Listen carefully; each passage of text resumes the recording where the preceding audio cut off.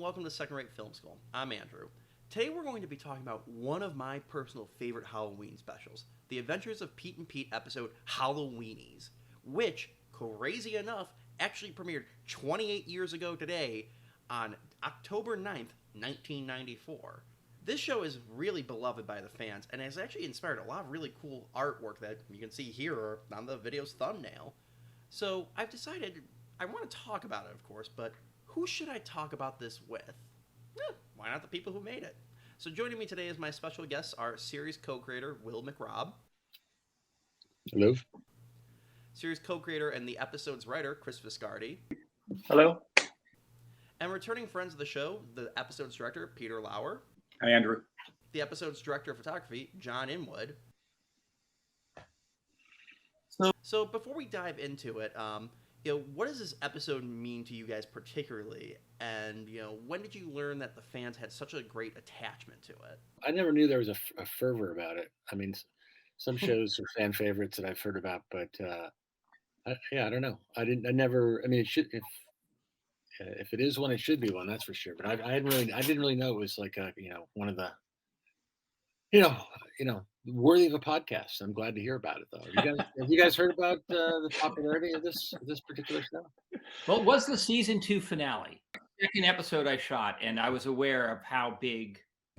I mean, going into it, we were terrified. The production was terrified because we knew it was huge. I know going into it, we were really excited to make a Halloween episode. Will and I love Halloween, and Halloween is very Pete and Pete in a million and one ways.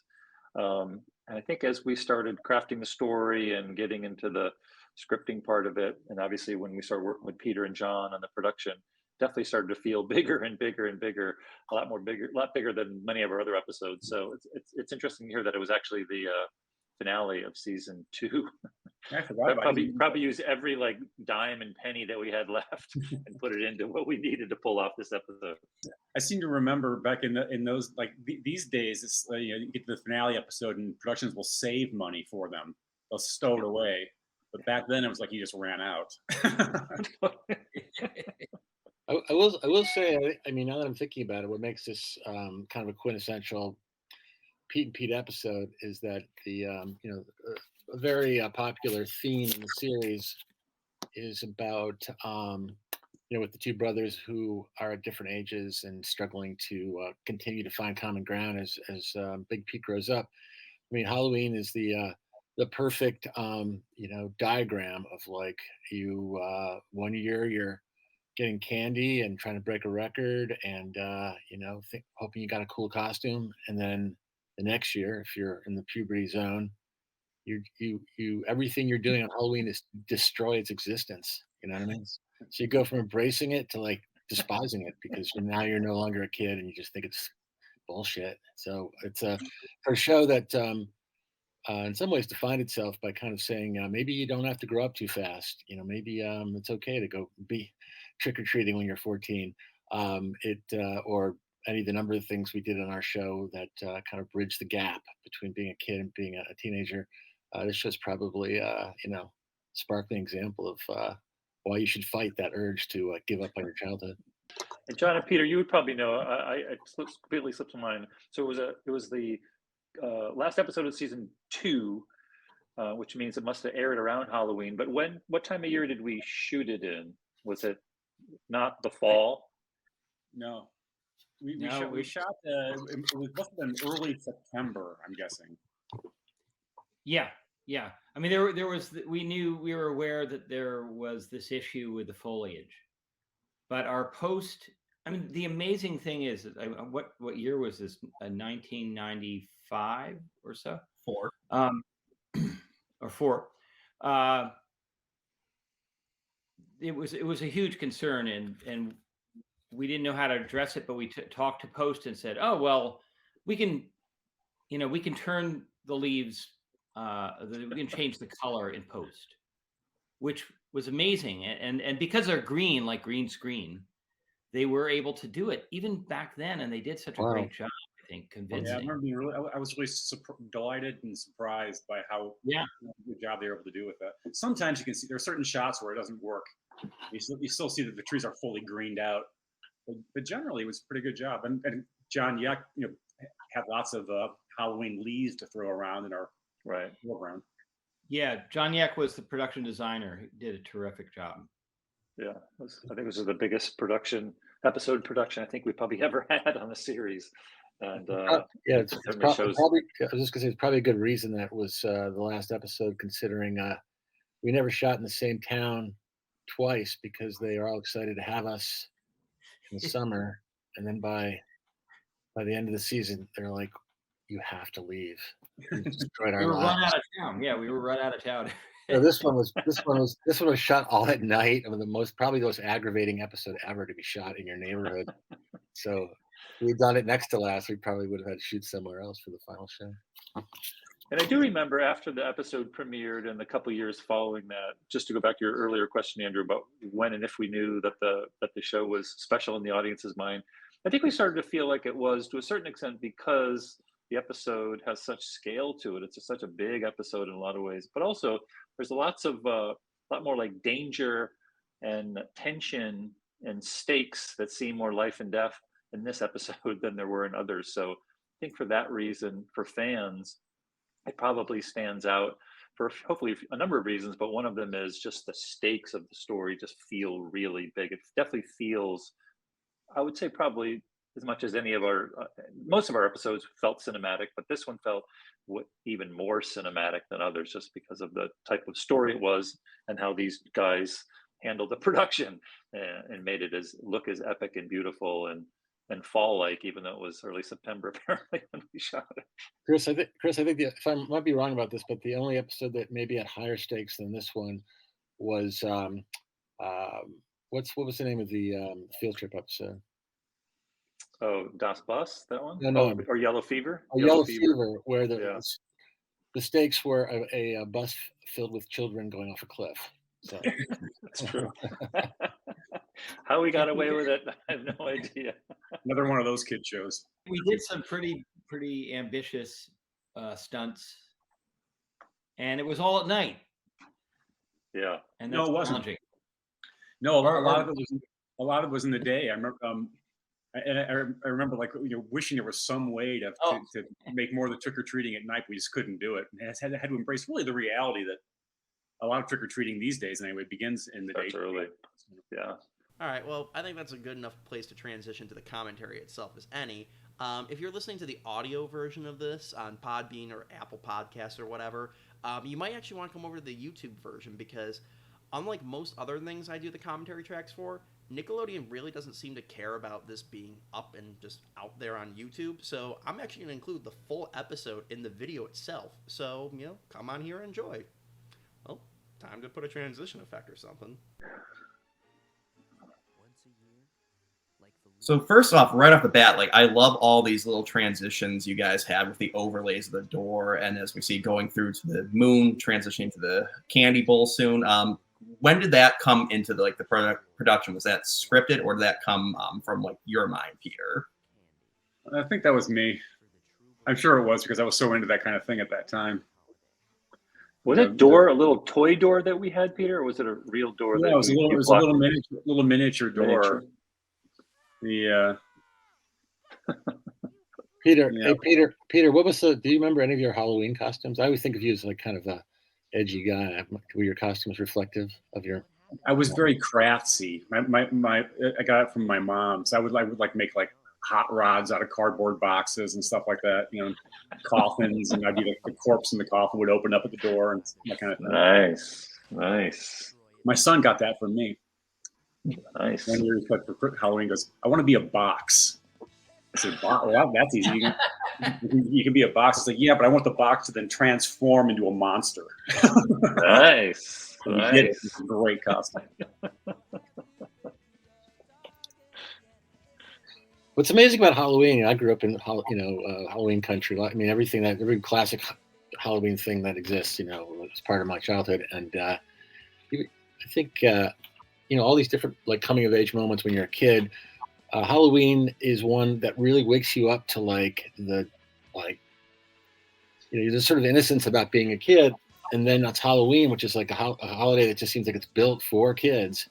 And then there's this whole teenage element to it, and they basically go to the front of your house where you know, like 10 feet from your door. They take something you bought at the store and carved with your dad. They just smash it on the ground and just laugh and run away. Like, I don't think that happens on any other holiday. That's true. Yeah, setting bags of shit on fire and running away. It's good times. Michael Morone, let's see if he blinks. He's famous for not blinking when he was doing his on camera. And there he is, no blinking, no blinking. Look at that. Oh, one there. The little one there. I don't think they fully closed. John Inwood, I think that that Dolly movie had on his close-up was a little iffy at best. I think we got to talk about that. This is kind of scary looking. Yeah, this is amazing. A little freaky. This has got all the tricks in it. Got the black and white. It's got stunts. Nona Mecklenburg. Yeah. She was a stunt unto herself. So my question for you is, obviously kids want to make sure they get as much candy as possible. And that would have been just a fine enough plot line, little Pete wanting to get as much candy as humanly possible. Where did the idea of, adding in the tension of the record come into play? I don't know. I think it's probably early on in our story process. We like stories that have like a big kid stakes to them. And obviously in this episode, we were looking at ways to kind of split up Pete and Pete before we bring them back together and then split them up again and bring them back together. So it felt like we just wanted to elevate the activity more than just trick-or-treating to make it a couple things. One, a town record that the kids were pursuing, but also dialing up the stakes and danger and potential end of Halloween in this episode as well. So I think those are probably two different ideas that we had when we were thinking about the stories. We figured out a way to combine them together. And luckily, I think it worked. And, I love that Krebstar product there. Yeah, totally. And the great Jim Lally, one of our many, who plays the crossing guard, one of our many suburban heroes that we had on the show. Great New York character actor. So funny. Nobody could say Chief better than that guy. Gotcha, Chief. Well, here's one of our dramatic scenes. There you go. Apocalypse Now. One thing I'd like to say is sad clowns. All of the Pete and Pete episodes were very challenging, and Chris and Will and the other producers knew that, and so they demanded that the directors come in with a plan, which meant a shot list, storyboards, an overhead of all of where things were, and if it looked like too absolutely unmakeable, you had to adjust it. But Peter was very good at that. He would plan every single shot, storyboard it quite very specifically, and to the degree where each dramatic angle he was very specific about. So you went in and you really knew you had a game plan. You had a good game plan. So you had a shot at succeeding. These locations were so cool to work with. Like, these little alleys and these old New Jersey neighborhoods where they offered so many, like, they're little labyrinths, lots of nooks and crannies to work with. That looks so cool. Peter, you were, for Will and I at least, you were famous on our production for your amazing storyboards that you would do for the episode. It was like reading a graphic novel of our own story before we shot it. You still approach your directorial work that way? Do you still board in that kind of style? Only if I have to. I don't. Like back in those days, I would literally draw every edit. Like if I would, if there would be a close up, then you would cut to a wide shot, and then back to the close up. I'd draw the close up again. It was a little obsessive.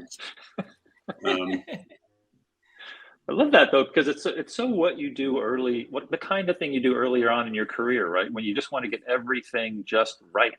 You want it to be the exact execution of your vision. John Inwood, I know you've got a bunch of the storyboards, I think, still in storage. I'd love to see them one day, because we should make a graphic novel collection of all our storyboards. Whenever I see on this mic, a great Rick Gomez playing the character. Always feel so lucky to have had him. And when I was watching Band of Brothers, that he's in, I kept waiting for him to call one of the Nazis a carrot head. Never happened.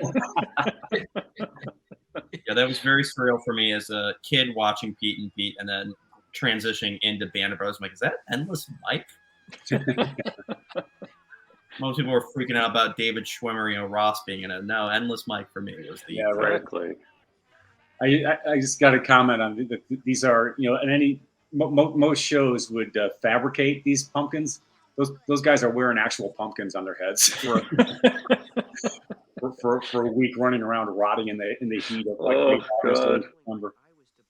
Oh god, that would be so gross to them. But I just want to bring up what I love about Pete and Pete in general in this episode is a great example of it. Is I love how it like kind of plays into the logic a child would have. Kids are so afraid of their bullies that they say, no, you don't understand. They're so tough. Even the police are afraid of them. And that's just great that this crossing guard is helpless against them.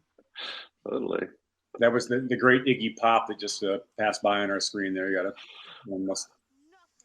I think that was his first appearance ever in the show, right, Will? Yeah, I think so. I remember his first episode. We tell the story sometimes about we'd be at the monitor, and whenever there was an occasion to give notes to an actor, you scamper over to the actor and maybe you give a note or two and run back.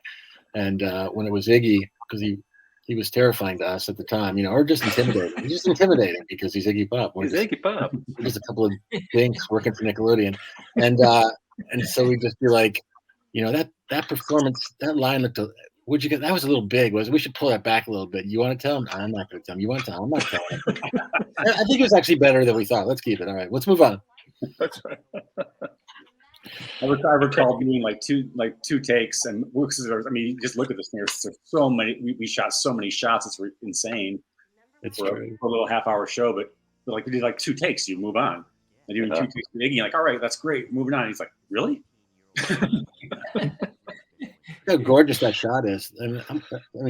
John, that's just like that's a shot to die for right there. Oh man, this is fantastic. Poor Ned Schliebly or whatever his name is. Look at him. Oh man. I love this. All alone in the yearbook. This also, Peter, the way you and John shot this episode, especially with these two, like their relationship never felt more teenage and more fraught and more real. And more middle-aged. Exactly. That's true. Of married couple. Peter, I remember, like they had to be shot in a doorway, and there's lots of doorway shots. And I remember you just explaining why it had to be in a doorway. You always had everything deconstructed. Yeah, it made total sense. Yeah, you're right. It's a passageway. They're passing Exactly. into teenhood, Totally. Just like the doorway at the very beginning that opens and closes, the door the boys just went through. I was fresh off of watching Bill Moyers interviewing Joseph Campbell. I was all into like image systems and stuff like that. Nice. and the McKee story structure seminars. Sure. I was just thinking, what we always talk about when we talk about the show is, as our, I think we foolishly thought, this is the first production that Chris and I had ever worked on. And so we naturally thought that this is how it's always going to be, and we were never permitted ever to do things on other projects for kids that we did just in a very just like matter of fact way in this show. I was just thinking, along with the characters smoking in some episodes and a variety of other things that you can't believe we did, we just saw a kid relieve himself into an astronaut suit. So yeah, we were in a very fortunate time in our careers. Obviously, we got the chance to make this with all these guys and everybody else, and that was amazing. But also, Nickelodeon was kind of at the era where they weren't making a ton of original stuff, and even if they were, P&P was completely different from everything that they were making. They didn't completely understand the show, so they really, was very hands off on the production, aside from a few instances here and there. So we really got to do what we wanted, which was you were unsupervised. Unsupervised. Well, except for So one it should thing, be. there was one. We almost in the second season we did a show that created such a hubbub at Nickelodeon that we almost didn't have a third season. This is a little bit of a juicy inside information. It was if you've ever seen the baseball episode, what's that one called, Chris? Yeah, Field of Pete. No, I can't remember. If you may remember, everybody gets a brain freeze at the end, and they're all wandering around like they're having really bad drug trips. Just moaning and rolling on the ground, and it looks like some acid that had gone bad, and we didn't intend it for that. We were going with the idea of brain freeze, which is a classic kid thing, and I guess it had a psychedelic kind of quality to it with some of the lenses we were using, and the president of Nickelodeon was really he was getting a lot of calls. So the Beatles have the same problem. That's right. Yeah, it was like our Revolver. We kind of went psychedelic, and people didn't understand it.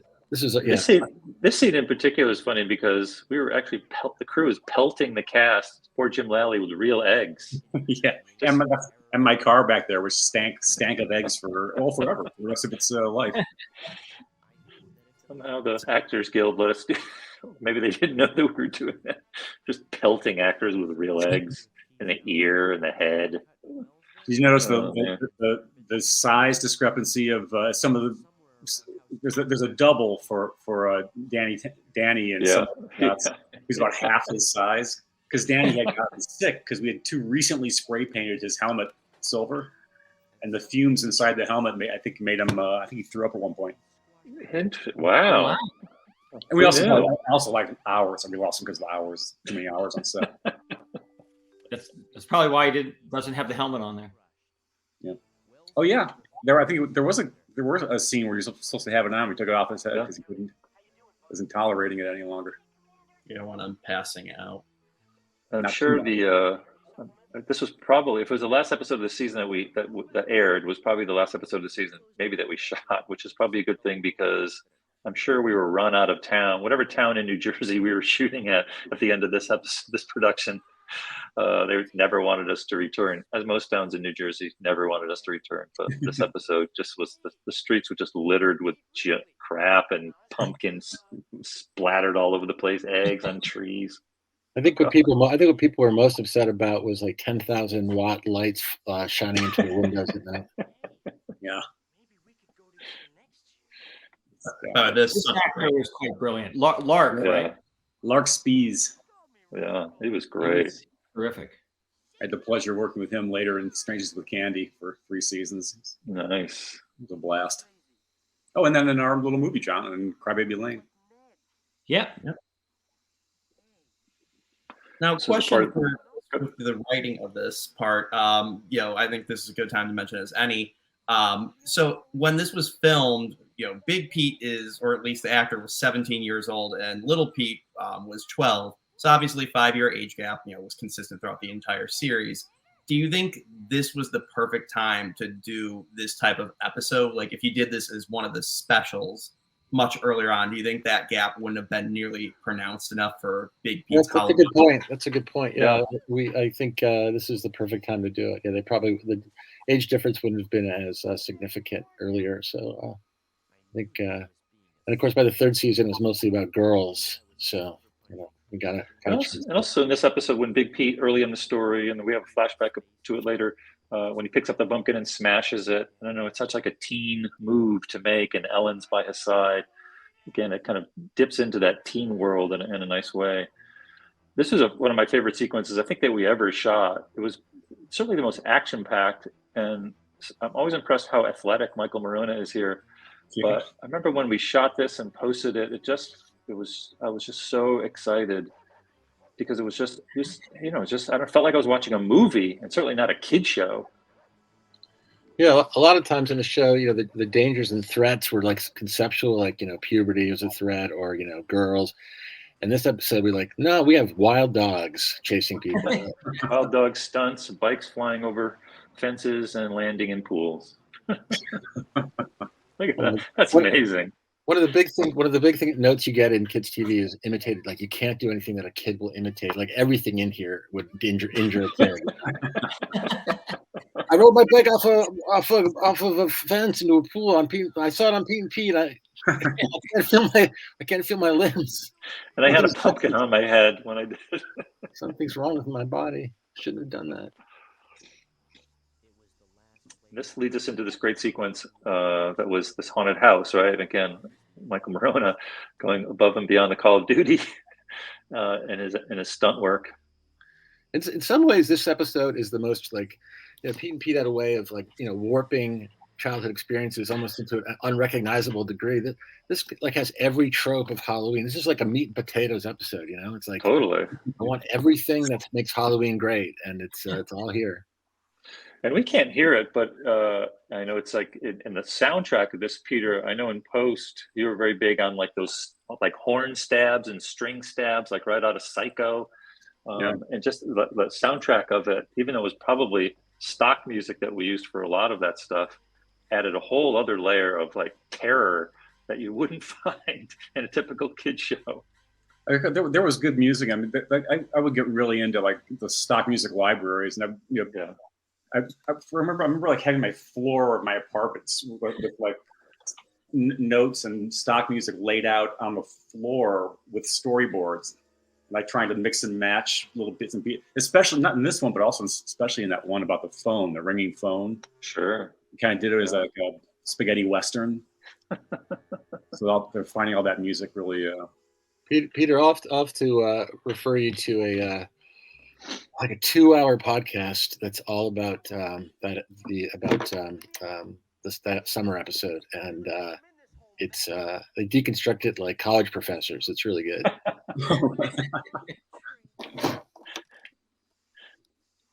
Make every single thing that you did in that movie, they're on top of, it like even the filters that you're using. So you might you'll feel like feel good about yourself. John Yeck did just such an amazing job in designing the haunted house. Just the fact that he was able to clear out this basement, because this was a pack rat nest, of crap piled to the ceilings, and they pulled everything out, and they found these old like Cambodian Pan Am airline posters on the walls. So, visit beautiful Southeast Asia, garden spot of etc. Wow. Also Pete's performance, with this, the scene in the basement, the lighting on him, the sweat, the terror, just the emotions, the rawness of it all. It's probably one of his better performances. Yeah. It was also in that episode, which we'll get to, or in that part of this episode that we'll get to in a second. That's where we really were able to dial up Rick Gomez as an actor, his menace, and the comedy of his menace as well. Everything from, well, the kind of lines he said to rubbing his hands. It's like he was, but he definitely seemed like a larger than life goofball villain, but somehow I've never seen more scary than he did in this episode. But he had an innate connection to this part. Not this part, but this execution of the part. This iteration of his part. Really loving the production design here. Like, look at all that stuff in the background, like those skulls with that hand on the top of that skulls. John Yeck and his team did an amazing job. Look at that. It's fantastic. I love and the lighting in this is also, John, this is just beautiful. This cross hatching, and it's really great. Yeah. My assumption is this was shot during the day in the basement somewhere, right? Yeah, I guess that this helped us achieve more of a nighty feel than we actually shot. Look at that shot. This is classic Lauer. pumpkin cam, where we mounted a half a jack-o'-lantern. Just look at this right here. It's on a board.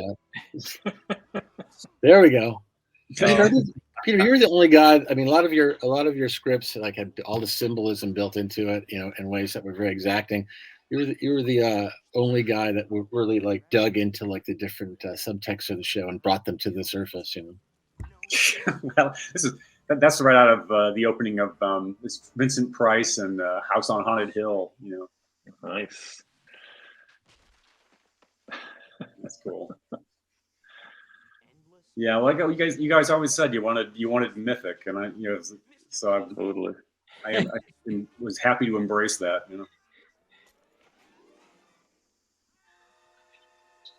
Mythic and wistful. Yeah, I love the giant moon here. That I think if it were that close, we would all be dead. But it looks great in that Halloween shot of it. I also love this episode, John Inwood, just that's amazing. from the camera side. Just it's a nice balance of cameras that are clearly on sticks or on dollies, but also a fair amount of handheld too, especially in the earlier Yeah. sequences when you're tracking along Big Pete as he's running from the dogs and running from the bad guys. That combination of like slightly looser handheld with the lockdown stuff is the style of that I really love in this episode. Yeah, we mixed it up. There's That's a good there's cut. pumpkin cam. We mounted the Pumpkin half cam. with the camera on a board, and I held the camera like this, went as close as I could to Rick. And but it was so well thought out that it cuts to it on his head, and it's perfect. It just cuts beautifully. This is Iggy Pop's best line. This is where he says "stooge." Good timing. Pause. There you go. What do you guys think of, like, I mean, I obviously came up with the stooge line, and what was the other one? Idiot.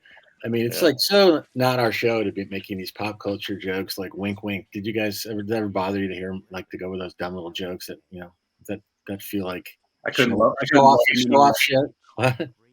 Not at all. Oh, I guess Will has listened to some some Iggy Pop records. I might not appreciate it quite as much if it wasn't Iggy, but if it's Iggy, it's perfectly good. Yeah, I guess you're right. You got to pass with Iggy. It's true.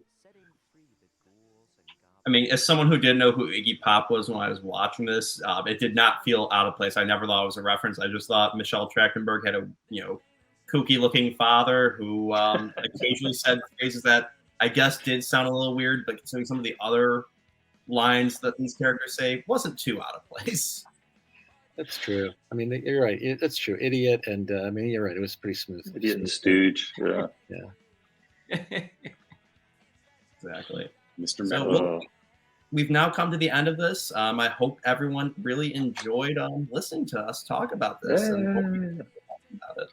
Yeah, and if Amazing you're out there, kids, thinking about maybe I should not trick or treat this year. Maybe I should just destroy the things I used to love. We encourage you to just at least one more year. It's free candy. It's free candy. If we have to reduce it to that level, I will. Free candy. You can smash something else. It's not. Just don't ruin Halloween. My son is 15. My son Aiden is 15, and he is going to trick or treat. This could be it. All right. Enjoy it. I'm gonna enjoy every moment. Oh man. Will you be there alongside or nearby, or will he be going totally on his own? I don't think he'll allow me to be close. I don't think he should. He's going with 3 of his friends. There you go. They're doing like 4 characters based on a meme. Oh, really? Be wearing the same outfit. Oh, nice. Oh no, I won't be allowed to. I'll unless I sneak behind him or something. Well, what kind of Halloween costume would you gravitate to back in the day? I remember one that sticks to my mind is me and 2 other friends dressed as cheerleaders, with skirts and everything else. And I realized, and then of course, one of my friends, one of the classic things you would wear as you got close to the age where you didn't want to like make a big deal about your costume was the old man costume, and it worked out poorly for me because he was an old man and he had a cane, like I guess maybe even dirty old man, and I was a guy wearing a skirt, and unlike the other 2 guys who were pretty smart about it, I was just wearing underwear under my skirt, and the cane kept lifting up the skirt, and my friend would crackle. And after about 2 hours of that, I kind of wish I'd maybe worn some shorts, or maybe he didn't. If he didn't have a cane, that would also have worked. But anyway. Oh man. Yeah, I know. I was trying to go for verite, like I'm a cheerleader. What am I supposed to wear? Gotta keep it real. How about you? I was definitely big on things like had like headgear. So it'd be like a football helmet, or like an astronaut, like in this episode, like an astronaut with some sort of makeshift astronaut helmet, or one of those comic rubber masks that you could wear. That was always kind of the staple. I don't really remember. I I don't remember making my own costumes. I'm sure I did, but it doesn't. Nothing jumps to mind. John, what about you? What was your favorite Halloween costume as a kid? I think I didn't do anything terribly original. I think I did astronaut and Spider-Man. I think you did LSD once, right? Wouldn't you wind up on the? A few times.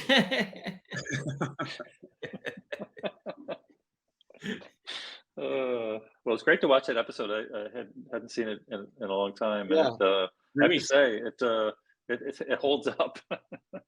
It's really fun to watch. It's epic. Totally is. I'll mention this too. You know, Chris, that's your second script, right? You did. Yeah.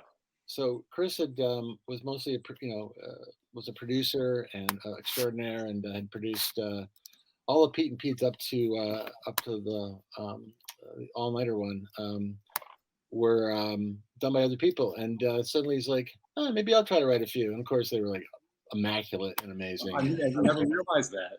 Yeah. Yeah. What's your third one? The You're first not one as I did happy was, about your third one. You never talk about your third one as good as it well, was. the first one I did was Nightcrawlers, which Nightcrawlers, right. I'm still really proud of. And then this one was another one that I was credited with. Obviously, everything we did on Pete was always went through both Will and I. But I have to say, another episode that Peter, you and I, we've talked about before is an episode that I really was happy that with the rewriting that I did on it, was Tool and Die. Oh yeah. That was one of my favorite episodes, and I just mostly rewrote a fair amount of that one. But that turned out, I think is that your first episode? No, your first episode was the car ride. Yeah. Tool and Die was the second season one. I was really happy with that one too. I thought it kind of it's pretty great on all cylinders, as it were. So what's it? Why are you not as proud of Lucky Penny? Me? Yeah. Who directed Lucky Penny? Was that Peter? You didn't direct that one, did you? No. I like that one. It was epic. I don't know. There's some episodes when you rate them and then you make them. I don't know. Some work a little bit better than others, or it's just more specific to how you view it. But yeah. I mean, Halloweenie. Halloween is definitely always towards the top of anything probably that I've ever worked on as just a standalone piece.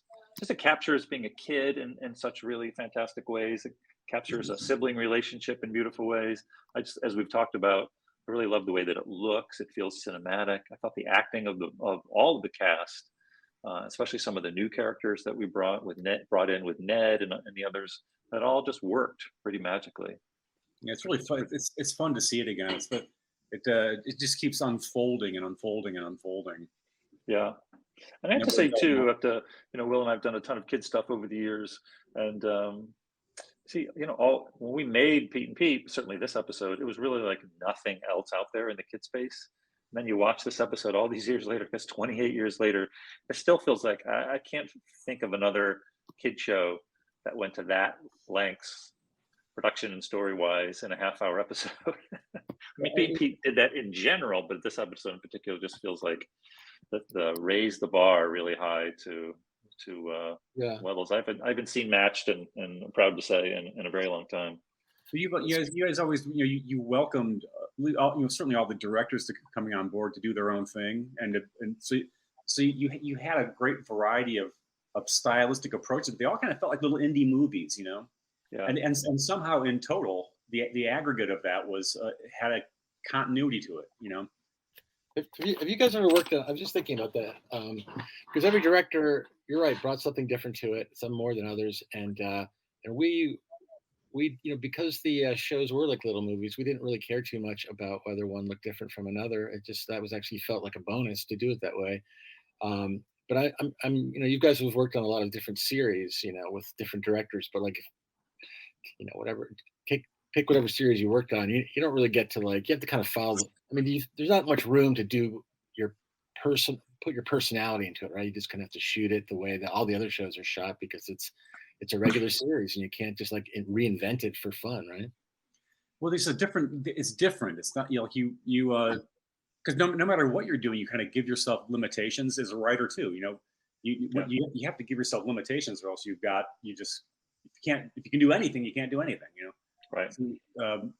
But somehow, like I'm going if I'm doing like an episodic thing, like embracing the limitations of whatever that show is a creative path. But Pete and Pete was different because you would have to give yourself like the example of the call, the ringing phone one. Like, okay, kind of feels like this could have a spaghetti western genre, Right. kind of foundation to it, and then just go with that. But because it was Pete and Pete, like every episode, Tool and Die, also like every one of those, every episode could have like its own style, its own framework. Yeah. You know, It's pretty cool. And It's John, true. how was that for you with the production team? I mean, it was fun for Will and I to say, yeah, directors, like kind of do your thing. It was obviously great for directors to come in and do that. But you were on the production side, and your team was the constant through all that. Was that make it fun, or did that make it a living nightmare? oh, it was a blast, man. Well, I mean, I was eyes wide open. I came in at the end of season 2, and I think I was a little above my, this was a big show for me. It was a big, ambitious visual show, and I think you set the bar very high in the visual bar, and you cast really talented young directors who most of them went on to have gone on to have incredible careers, and they all brought a little bit different things to it. But I learned so much from them, from Peter Lauer and from Adam Bernstein and Chris Koch, and Michael Spiller, who was the DP before me. And I wanted to mention, I went on to, they helped take me, and this show elevated my career to becoming a network DP on some big shows, including the big one of my biggest shows was Scrubs, which was also a very visual show. Pete and Pete was an incredibly visual show. We moved the camera. The camera was sometimes a character. We did innovative things with it that other shows didn't do. And many of those creatives, like Peter and Chris and Adam and myself and Michael Spiller, all ended up on Scrubs, which was my first big network show, in that first season. And it had an impact on the development of the style of Scrubs, which is a very visual show that moved the camera a lot and was very stylized. So John, what you're saying is that we're responsible for the success of Scrubs, right? You are. You might want to talk to your agent about that. Hey, John, quick question. And Malcolm in the Middle, and Malcolm in the Middle annoyed me because I felt like, they completely copied their style from Pete and Pete. It was a great show in its own right, but seriously. Yeah. But certainly, it's like Malcolm in the Middle. There's some kind of it was a cross hybrid of like Wonder Years and Pete and Pete, I think. Yeah, totally. Yeah. John, what I was going to ask you was when you had Pete and Pete stuff on your reel, what ended up on your reel? Like, what were the highlights from the show that got? Do you remember anything in particular that's like this has to go on? I don't know, but what I loved was that we would do choreographed sequences, and Peter would do them. Many of the directors with them, and I loved that. I really enjoyed, and I learned how to do it on The Adventures of Pete and Pete, which was to create a whole scene that choreographed sequences that one shot led to another specific shot, led to which, some movement moved you to another shot and landed in a close up, and a shot became another shot. And I loved Halloweenie and sequences from your other show, Splashdown, was great. I'm sure I incorporated anything that DPs where you always want to do the big dramatic shots and the big stunts. So Splashdown had a bit of that. Pinned had some great sequences. The Christmas episode that Damon Santostefano, another incredible talent, Right. came in and really did something special with the Christmas episode. Always very ambitious sequences that I felt like I'm a little over my head here, but I'll do my best. I'll try to keep up. It's funny you should say that, John, because everybody on that show, ourselves included, we also felt like we were like, in over our heads. Are we equipped to do this? So that's maybe that's a good place to be. You know, you don't really know if you can do it. You created an environment where it was a very visual show, and we all kind of wanted to like, okay, hey, let's see how far we can jump. You know, how high we can. But, you know, John, you just said something that I hadn't thought of. But if you look at this show, and I probably if we looked at any of these, there's no standard coverage. You know, it is every shot is designed to move to something new, to something new, to something new. It's never shot. It doesn't break down into shot, reverse shot, reverse shot. You know, standard. And even when it is shot, reverse shot, it's like low angle reverse shot, high angle. Not like wide lens close. You know. It's funny when you think about it, because we think with our storytelling approach, really the only thing that was consistent episode to episode, aside from the voiceover, was at some point in the episode, multiple times, 2, 3, 4 times, Big Pete was going to be on camera telling the story. But for the most part, that was it. Like, we didn't have a house style in terms of he needed a wide shot and then an over the shoulders. Like, we didn't do that at all. Maybe we weren't smart enough to realize that we probably should do that, but I think Will and I in general are quite collaborative. I mean, we collaborate with one another, but I think we wanted I know we wanted the show to be that way too, which is partly why, and maybe a certain amount of our own innocence, kind of wanted the directors who certainly knew more about that part of the craft of making things than we did, even though they were like somebody like Peter was doing, you know, early on in your career doing full-time episodes, full-length episodes, like wanted it to look different than anything else out there, which in the case of PP also meant the episode that came right before yours. But we wanted to do the same thing, which Will was the architect of. We wanted the show to sound differently than other certainly kid shows out there. We wanted to have guest stars like Iggy Pop, we've been talking about, who you'd never find in other kid shows. And the combination of all those things, when they worked right, and they certainly did in Halloweenie, made it really Peter special. Mentioned that you asked for Mythic. Yeah. I think you created this sort of hyper reality world, this world with hyper reality that called for.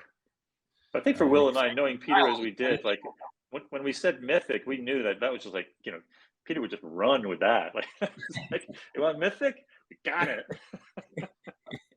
I was thinking too that the you know, it's such a mishmash of styles. I mean, that's not the right word. That's not doing any justice. But it was such a combo assortment of styles that probably shouldn't go together. And maybe for an adult show, people would have maybe thought they didn't go together. But somehow, because of a million different X factors, it always seemed to. And one thing I'm thinking about is for all the cool shots we did and all the stuff you guys are talking about that involved putting the camera in bizarre places and so on. Some of the I really love this show is a good example of it. You get that stuff, you know, really high production value, you know, stunt shots, but then you'd have some handhold stuff for just people like talking in a doorway, and that was just so great. You could juxtapose those two totally different styles. One's intimate and feels realistic, and one is like completely heightened and not realistic, you know, and realistic in a very heightened way. And somehow all those pieces went together in a way that they probably never will again. Just because the time was right. It was all about the zeitgeist, right? We just got it. We were at the right place at the right time. Well, I mean, when I came to the show, it really does. It lives in its own universe. Yeah. It lives in a universe where you can't watch it anywhere except on YouTube. That's the universe. The universe far away. Well, like, woo, the greatest show ever. You cannot watch it on streaming ever. Yay. Someday. Yeah, that's the biggest crime of the streaming world is classic shows like this are not available. So yeah, hold on to your DVD sets and your YouTube streams, guys, is all I have to say. Well, thank you for showing that to us, Andrew. It was fun to watch through it. Yeah. Well, there you have it. I'd like to thank Will, Chris, Peter, and John for stopping on by and talking about this classic episode with us today. I hope you had as much fun watching this as we did recording this. Well, yeah, it was great talking to our audience out there. Keep watching the show, and we, it's very rewatchable, I'm told. So keep watching, and we're glad we could talk about it all these years later. As you can tell, we still are very infatuated with it. So thank you. Yeah, thanks for inviting us to do this. It was great to see these guys as always. It's always good to chat with our fellow past collaborators. And Halloween season, what better way to kick it off than watching Halloweenie? Absolutely. If you know any Neds in your neighborhood who are too old to be treat, please don't tie them to a tree. That's my final word on the subject. It's great to see you guys again, and thank you, Andrew, for putting us together here. But these occasions do happen from time to time, and this show has the family that formed on this show is it's still a happy family, and when the get-togethers happen, it's always a blast. It's been a while, though. We need another one. Yeah. I'll host it.